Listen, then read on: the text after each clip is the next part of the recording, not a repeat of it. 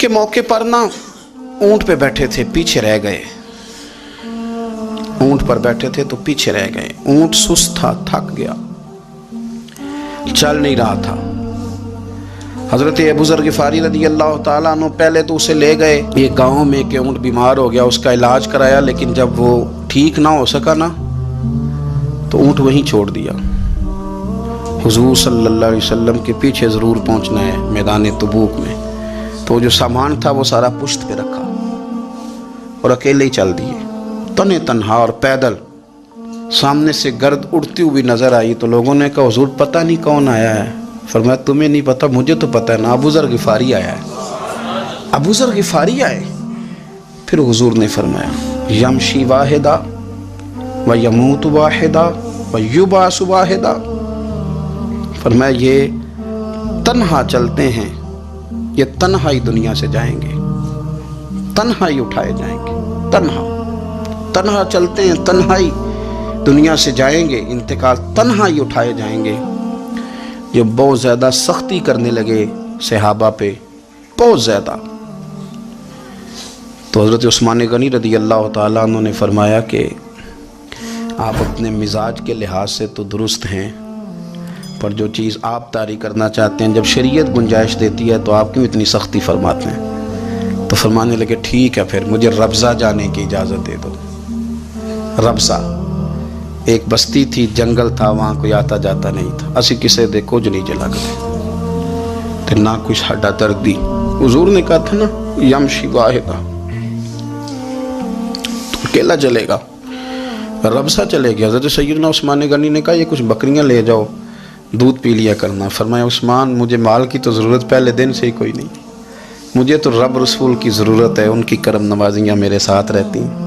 तशरीफ़ ले गए। वहाँ तन्हा खजूर के खुश्क टुकड़े खाते, इबादत करते, अल्लाह को याद करते। बड़े बड़े लोगों ने आके कहा कि अबू ज़र आपकी बड़ी शान है, हमारे साथ चलें। फरमाया छोड़ो, कहाँ मंशूर हम और कहाँ हंगामे मोहब्बत के, एक हुजरे में रहते हैं, खुदा को याद करते हैं, ज़रूरत कोई नहीं, जहाँ हूँ ना वहाँ मैं ठीक हूँ, हाजत नहीं। विसाल का वक्त आ गया, दुनिया से जाने का टाइम आ गया। अकेले हैं, बीवी है और बेटी है, जंगल का इलाका है, हज हो गया, रास्ते बंद हो गए, बीमार हो गए। अपनी अहलिया को बुला के कहने लगे अब मैं बचूंगा नहीं, अब जाने का वक्त आ गया है। मैंने फ़कीरी जो हुजूर की देखी थी उसमें मैंने वक्त गुजारा है, और देख मैं जा भी फ़कीरी मेरा लै सजड़ा सा तोड़ नहीं पाई, जान भी दिती तेरा तेरे। अब जाने का वक्त है तो इस तरह करना, अगर तेरे पास कोई कपड़ा हुआ तो मुझे कफन दे देना, ना हुआ तो अल्लाह के सुपुर्द कर देना। कहा हम दो औरतें हैं, जनाजा गुस्ल कफन। फरमाया रब जमात भेजेगा मेरे लिए, लोग आएंगे, मेरे नबी पाक ने मुझसे वादा किया था आएंगे ना लोग। तो अहलिया कहने लगी अबू ज़र आपको कैसे पता है कि आप इस सहरा में इंतकाल कर जाएंगे, अल्लाह शिफा देने वाला है। फरमाने लगे हम 3-4 लोग बैठे थे तो हुजूर ने फरमाया था तुम में से एक शख्स सहरा में अकेला इंतकाल कर जाएगा। तो वो मेरे जितने बाकी साथी थे वो सारे इंतकाल कर गए, अब मैं अकेला ही बचा, मुझे पता है वो मैं ही हूँ। तो तुम देखना तुम्हें कोई ना कोई मिल जाएगा गुस्ल कफन के लिए।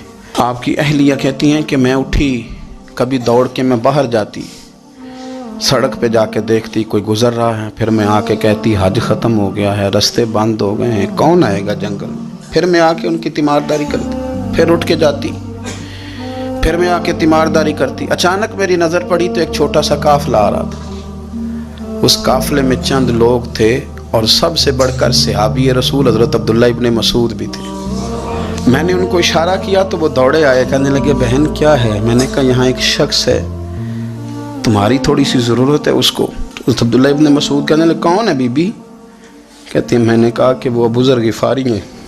कहती तड़प के रोए अब्दुल्ला इब्ने मसूद, तड़प के कहने लगे अबू ज़र मेरे नबी पाक का प्यारा, मेरे माँ भी उस पर कुर्बान, मेरा बाप भी कुर्बान, किधर है जल्दी बताओ। कहती मैं ले आई। 4-5 लोग थे वो। तो सैयदना अबू ज़र ग़िफ़ारी कहने लगे अब्दुल्ला मेरा विसाल हो जाएगा, लेकिन याद रखना मेरी बीवी के पास कफन के लिए कपड़ा मौजूद नहीं। वो लहू सजना सा तोड़ ही नहीं पाई, جان بھی دیتی رات تیرے.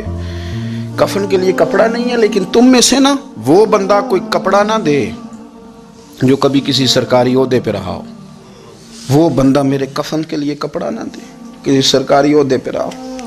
ایک انصاری جوان کہنے لگا ابو ذر میں کبھی کسی عہدے پہ نہیں رہا، اگر آپ میری چادر قبول کر لیں کفن کے لیے تو میں ٹھیک ہے. میں نے نا حضور کے طریقے پر زندگی گزاری ہے، چپ کر کے میرا جنازہ پڑھ دینا اور مجھے کہیں اور نہ لے کے جانا.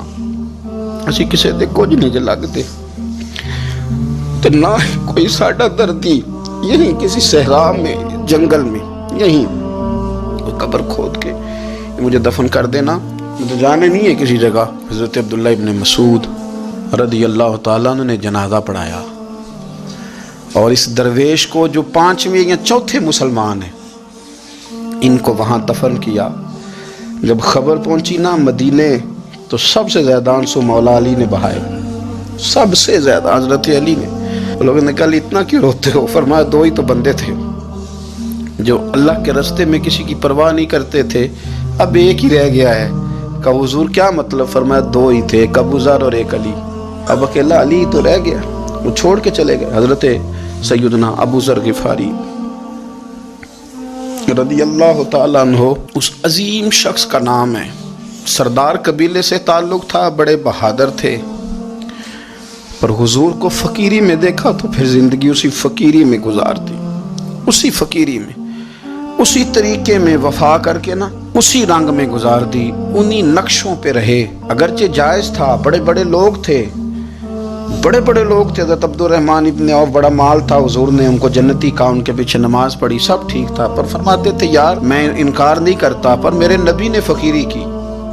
حضور نے ایک وقت کھایا، ایک وقت بھوک کاٹی. تم کس طرح بھر بھر کے پیٹ کھاتے ہو؟ تم کس طرح اتنی آسانیاں دیکھتے ہو؟ حضرت ابو ذر غفاری فرماتے تھے مجھے میرے نبی پاک نے 6 باتوں کی وصیت کی تھی. اپنے بچوں کو بھی بتاتے تھے، دوستوں کو 6 باتوں کی حضور نے وصیت کی تھی. سب سے پہلے حضور نے فرمایا تھا ابو ذر مسکینوں سے محبت کرتے رہنا. دوسرا نبی پاک صلی اللہ علیہ وسلم نے فرمایا تھا جب بھی دیکھنا نیچے والوں کو دیکھنا، اوپر والوں کو نہ دیکھنا. مالداروں جاگیرداروں پہ توجہ نہ کرنا، ذہن خراب ہوگا. نیچے دیکھنا، غریبوں کی طرف توجہ رکھنا. تیسرے نمبر پر نبی پاک صلی اللہ علیہ وسلم نے فرمایا تھا ہر حال میں حق بات کہنا اگرچہ وہ کڑوی ہو. چوتھے نمبر پہ میرے محبوب نے فرمایا تھا اللہ کے معاملے میں کسی کی پرواہ نہ کرنا، کوئی کیا کہتا ہے کہتا رہے، تم رب کے راستے پہ چلتے رہنا، ملامت کی پرواہ نہ کرنا. اور 5ویں نمبر پر میرے نبی پاک نے مجھ سے کہا تھا اگر رشتہ دار تجھ سے تعلق توڑیں بھی نہ تو جوڑ کے رکھنا، صلہ رحمی نہ چھوڑنا. اور 6 نمبر پر حضور نے فرمایا تھا اللہ کے عرش کے خزانوں میں سے خزانہ ہے لا حول ولا قوت الا باللہ العلی العظیم. حضور نے فرمایا اسے پڑھتے رہنا، اسے کبھی نہ چھوڑنا. اے اللہ ان نیک اور پاک لوگوں کا صدقہ ہمارے دلوں کو تقویٰ عطا فرما. آخر دعوانا الحمدللہ.